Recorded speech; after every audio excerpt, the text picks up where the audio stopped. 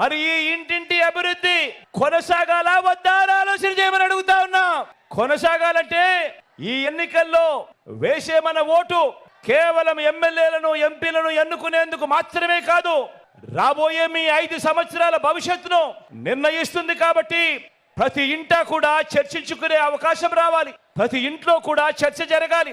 ఫ్యాన్కు 2 ఓట్లు వేస్తేనే ఇంటింటి అభివృద్ధి అని ప్రతి ఒక్కరిని కూడా స్టార్ క్యాంపెయినర్లుగా బయటికి రావాలి అని మీరందరూ కూడా ప్రతి ఇంటికి వెళ్ళి చెప్పాలి. బాబు చరిత్రను కూడా వివరించాలి. బాబు చరిత్రను, ఆ కూటమి చరిత్రను, వారంతా కూడా గతంలో ఏం చేశారు అన్నది కూడా ప్రతి ఇంట్లో కూడా చెప్పాలి. గతం గుర్తుందా? 2014 మీ అందరికీ గుర్తుందా? మరీ దూరం కాదు.